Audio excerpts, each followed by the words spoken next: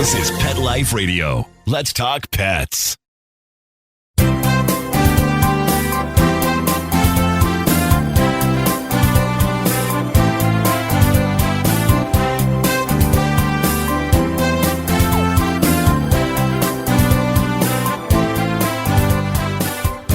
And we are now live here on Instagram. Welcome to Pet Life Radio. Ask the Vest with Dr. Jeff. We're here for you, here for your pets. And, I'd love to hear from you. I'd love to have you ask questions because that's why we're here. It is a kind of an overcast, kind of cloudy-ish Sunday here in LA, wherever you happen to be, whether it's going to be 9 o'clock like it is here in LA, 10 o'clock, 11, or noon if you're back east. That's why we're here. So how to get a hold of me? Very easy. Either you can just actually, I just say, if you're already here listening to me on Pet Life, then all you have to do is ask away.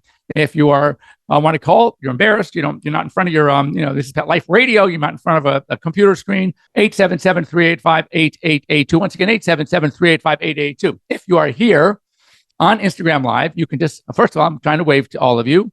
Go ahead and ask away. You like the color? Thank you. It's salmon. I like it too.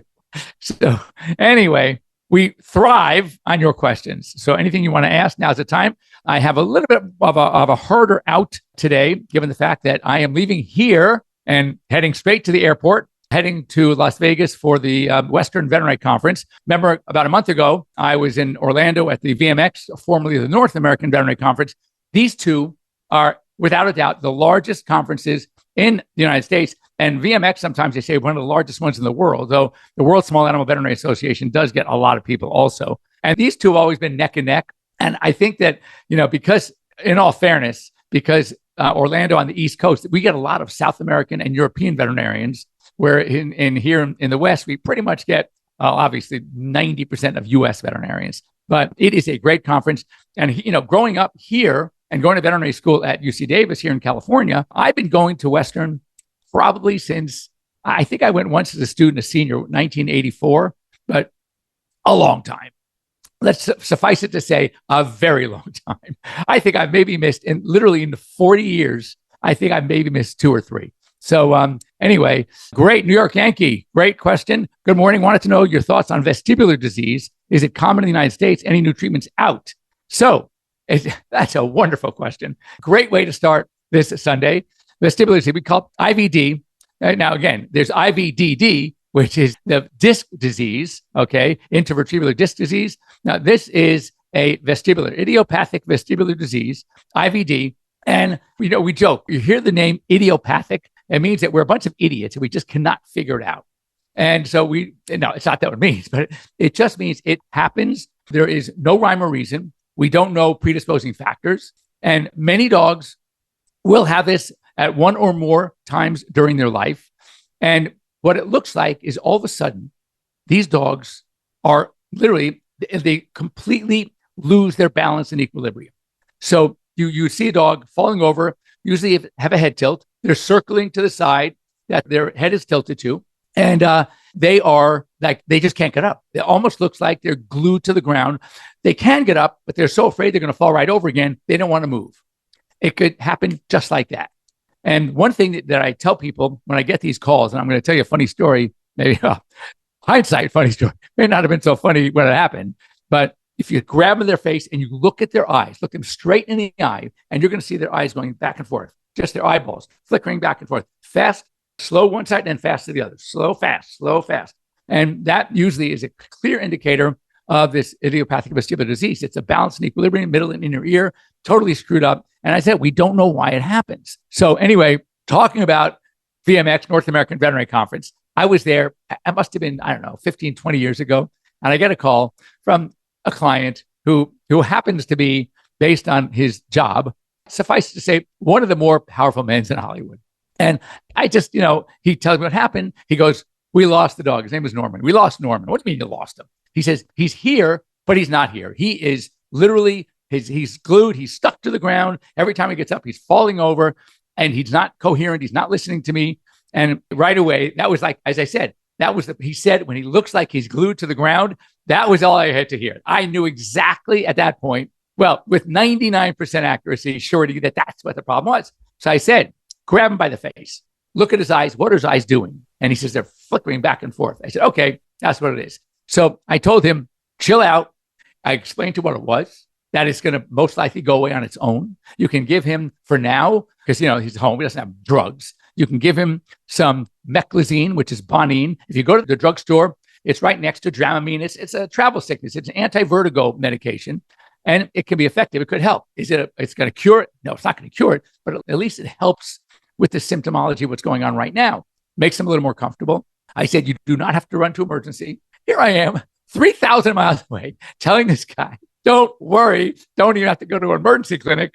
And that was pretty gutsy. But of course, no, not of course, but I was right. And so anyway, so that's what IVD is. The good news is it usually resolves on its own. Sometimes we like to put them on steroids because we don't know what it is. So if it's a sort of an inflammatory condition, then at least we can take care of that way. So anyway, the dog obviously did really well. Of course, I was the hero. He saved a lot of money. Not that money was a problem with this guy, but he didn't have to drag the dog to the vet. Now, personally, we had, and my sister who's on with us, in fact, I think both maybe, that we had a white German Shepherd named Sheba. And later on in life, she was getting these insults, these episodes of IVD, idiopathic vestibular disease. And she literally ended up, having a permanent head tilt. So her equilibrium, her natural normal plane, instead of being like this, was like this. So she ended up, and she had a number of these, by the way, in her later years, but after I think the third or fourth one, that's how she ended up. So for the rest of her life, and she lived over 15, it was amazing. She had a little bit of a head tilt walking around. This was her norm and didn't bother her one bit. And that's the beauty. It doesn't bother them at all. So for those of you who are just joining me, we're talking about idiopathic vestibular disease. And from my sister who just joined, that we're talking about Sheba, who ended up having this permanent head tilt after a while. So anyway, and yes, and my one sister, Beth, and she was so cute, and 100% she was. All right, let me see some other, let's see. My senior corgi is racing in nationals at Santa Anita today. That's interesting. I didn't know they have such a thing. My life with corgis, right? Tell us more. So it says my senior corgi is racing at the nationals at Santa Anita. Unless her senior corgi is an equine, I don't know Santa Anita has dog racing. So it must be I'm hoping it's a fun thing. So let us know more about it. Hello, I see JB is there. Hello, JB. And notice now I have a new name for you. I'm going through. Okay, the latest with the virus rescue canines. Okay, this is a good question. There is more and more coming out. I think we talked about this a little bit so far. Well, first of all, the good news is the numbers are coming down. Everything is kind of planing out. And with all the insanity over this initially, there is no lab, including the University of New Hampshire, which was doing a lot of work with Colorado State University. And as I mentioned earlier, I think last week when I got back from VMX, met my good friend who is like head of, his name is Mike Lappin. He is he's an internal medicine specialist, subspecializing infectious disease. Their lab has been working on this as well. No one's been able to identify a single new agent, either for whatever testing they were doing, whatever this is or may have been. So the general consensus at this point is that it's really a complex canine respiratory infectious disease complex, CRIDC. That's why they call it that. So it's a combination of a number of bugs. The feel is that since we don't know exactly is there a new disease, is there not a new disease, is it just a combination of what's already out there in a certain combination? So our recommendation is, and this seems to be generally accepted now, there are 3 of the major respiratory diseases that we can protect against, okay? We have the Bordetella. Many of you, if not most of you, hopefully are vaccinating for that. It's every 6 months to a year, depending on the exposure. It is a bacterium, all right? So it's a bacterin because it's a bacterial infection. And there's no really good vaccine for it. So if you frequent areas where there are a lot of dogs, whether there's a dog park, whether there's doggy daycare, a boarding facility, grooming facility, you might want to go every 6 months. In fact, many of them are requiring it every 6 months. Then you have parainfluenza. This is less talked about, but if you look at most of the distemper parvo vaccines, DHLPP, DA2, adenovirus type 2, TP, the one P is for parvo, and the other P is for parainfluenza. So you're getting both of those, which is important. Now, the newer, it's not so new anymore, but the new bivalent, because it has the H3N8, which is the older version that's been out for a while, and really not that pathogenic. And then you have the H3N2, which seems to be the new one that's causing a lot of problems. So whereas I was only recommending that vaccine as a core, not a core vaccine, as a lifestyle vaccine. If you or your pet, obviously your pet, frequented these places, the dog parks, the doggy daycares, the grooming, etc., then yes, you would want to do the influenza 2. It's a bivalent H3N8 and H3N2 influenza. But now, after hearing Mike and seeing what's going out, I'm recommending it more often now for almost anyone because it seems like it's part of the complex. The more we can protect against the diseases that we can protect against through vaccination, then the less likely they will get this new complex. And if they do get it, it's going to be much less aggressive. So again, let's go back to early COVID, talked about comorbidity.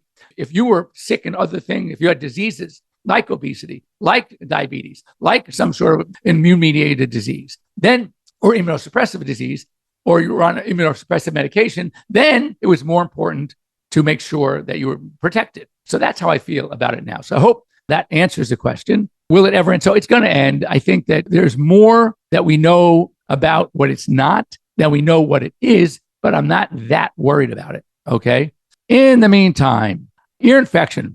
Okay, good one. So Martin, regarding ear infection, would head tilt only be a sign? How can I tell for sure? So yes, it's a good question. If there's an ear infection and there's a head tilt involved, you're right. They would still be walking fine. They might be rubbing at their ear. They won't have the nystagmus, which is the eyeballs rolling back and forth.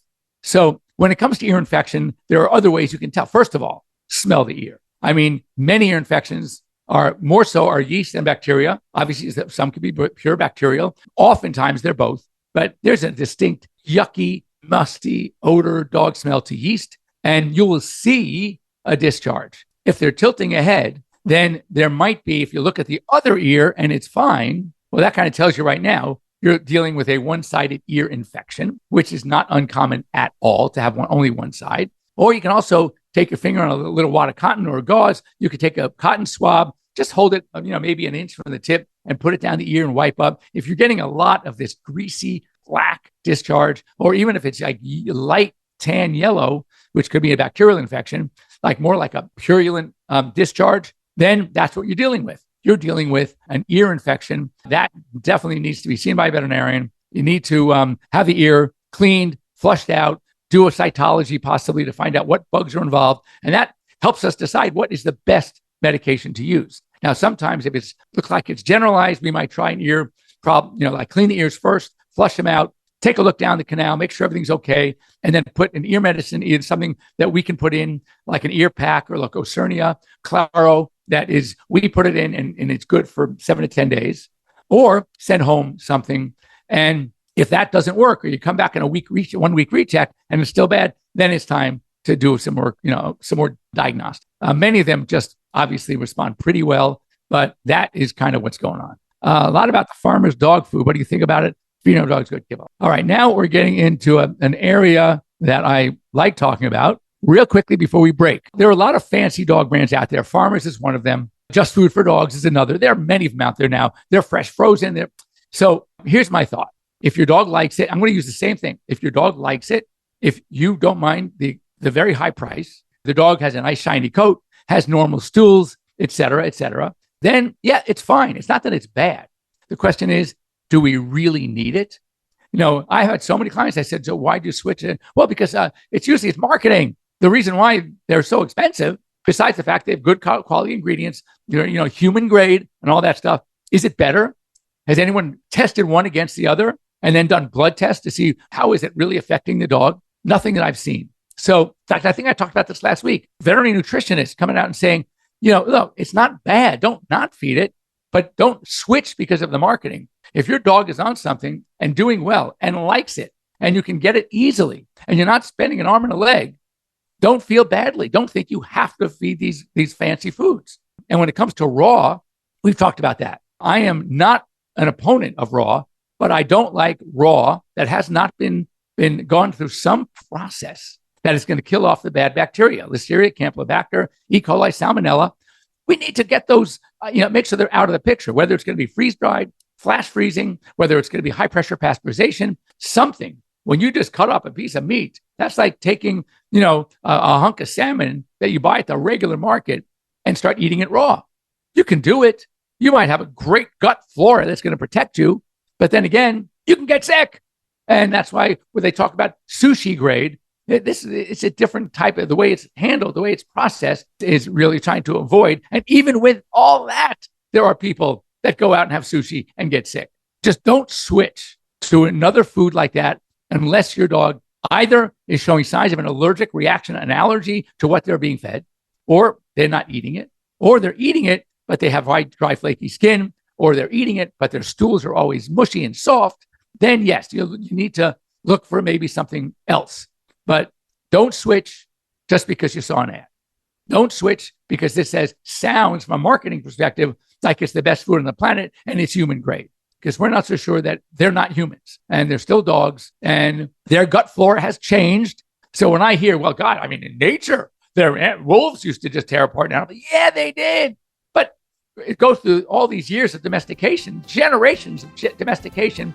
The gut flora of our modern domesticated dog is not the same as the preceding generations of wolves and wild animals, wild dogs. So keep that in mind. Something to think about as we go into break. We'll be back after these short minutes. I'm going to come back and have some more questions to answer. Don't go away.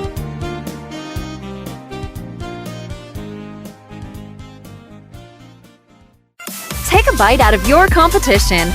Advertise your business with an ad in Pet Life Radio podcasts and radio shows. There is no other pet-related media that is as large and reaches more pet parents and pet lovers than Pet Life Radio.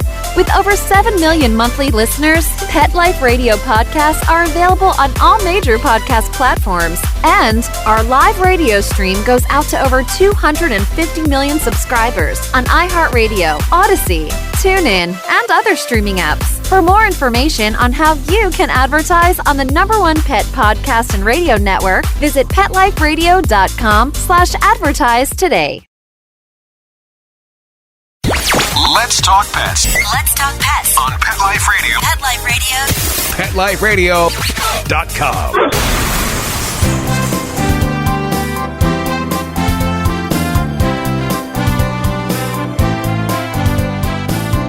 And we're back. We're back live here on Pet Life Radio. On the break, we talked about another one of our viewers here on Instagram. Tried a lot of different things. She tried kibble. Her dog did very well in Farmer's Dog. As I said, my son was feeding his Frenchie, one of his Frenchies, because one has bad allergies. He's on a special diet. But the other one, and loved it, but it was just getting so ridiculously expensive. They saw what it was. You order it, you can see what the ingredients, and they started making their own. And he loves that too, and he's doing great. All right, this is an important one. My vet says my dog's creatinine levels are high. Urine test pending. She's only 7. She has mild periodontal disease. She eats poop. Well, okay, dogs do like to do that. Could the bacteria have affected her kidneys? Well, now, first of all, 7 years old is a little young to start having really any kind of disease, but obviously it happens. So creatinine, BUN, phosphorus. Those are the 3 enzymes that kind of give us an idea of kidney health. And then also as kidneys start to fail, since it's sort of a stimulant to stimulate the, it's like a hormone that comes from the kidneys to stimulate the bone marrow to produce red cells, is called erythropoietin. And that is coming from the kidneys as well. So as kidneys start to fail and less erythropoietin is delivered by the kidneys, then these dogs become anemic as well. So there are a number of things we look at. Now, what is the most sensitive indicator that is least affected by other factors? That's why it's so important, is creatinine. We also look at the urine-specific gravity.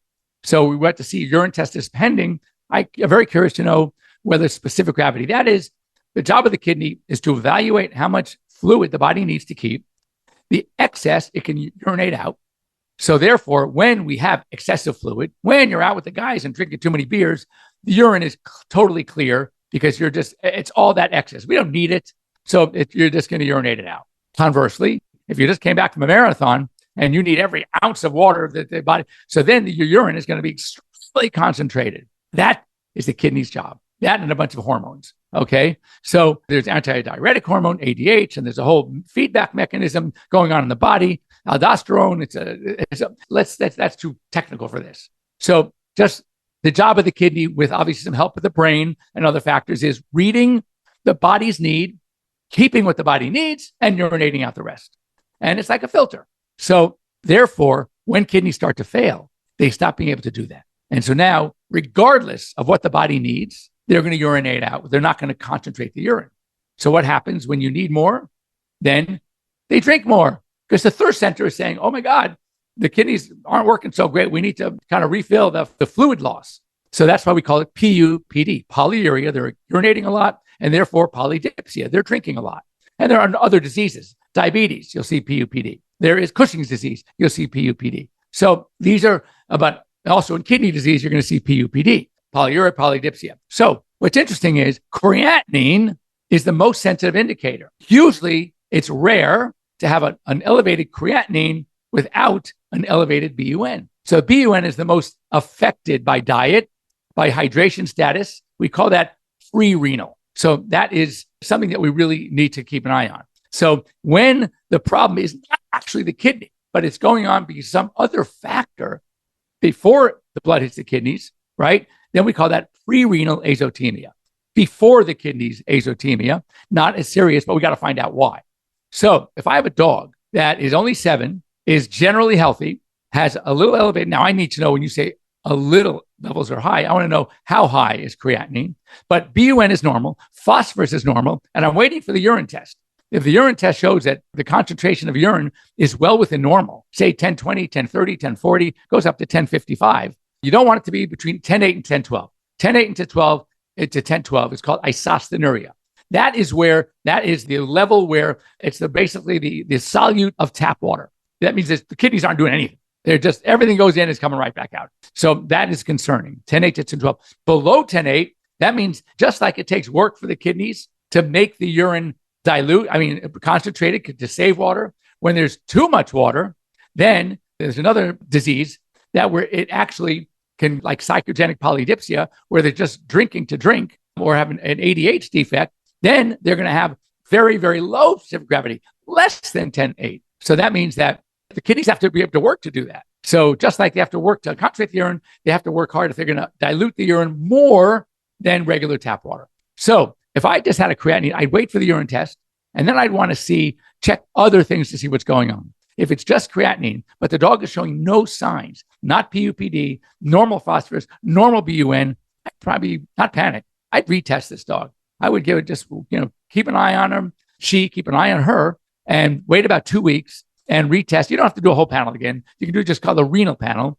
which will include a CBC, complete blood count. You'll check anemia, the main kidney enzymes, and a urinalysis. It's less expensive than a full panel, and keep an eye on it. If that is still off, then I would probably recommend a good ultrasound, maybe a consult with an internal medicine specialist to look at the kidneys and see if there's anything they could see just on the kidney architecture that might be going on. But, at this point, creatinine alone, if everything else looks normal, what you could do is you can actually put her on a kidney diet, a renal diet, whether it's NF by Purina, whether it's renal diet by Royal Canin, whether it's Hill's KD, and feed that for like 3 to 4 weeks, and then recheck and see if that creatinine is coming down. If creatinine is getting worse and worse, then there may be more of an internal problem with the actual kidney. But I would think that if it got to that point, we're going to see a high BUN and probably a high phosphorus as well. So again, that's a great question. And do me a favor, if you can, after you get these tests or your urinalysis comes back, feel free to reach out to me. So normally I like to sit and schmooze, but I have literally a plane to catch. So heading to the airport, we will report to you I'll be doing some segments from the Western Veterinary Conference. It's a great conference, and hopefully new products, new things, new ideas I want to share with you. And otherwise, we'll be back here next Sunday. If you have any questions during the week, reach out to me. If you're here on IG, you know how to get me. Send me a direct message, a personal message, and I will get back to you if it's important. Otherwise, if it's really good and not urgent, I would love to next week have you ask it on the show. For those of you on Pet Life Radio, again, you know how to reach me. Anything you send me, Dr. Jeff at PetLifeRadio.com will come through to me, and we will be happy to answer as well. So have a great week, everybody. I will, again, report to you during the show, the conference. It's a great conference, and we'll see you next week. Let's Talk Pets, every week on demand, only on PetLifeRadio.com.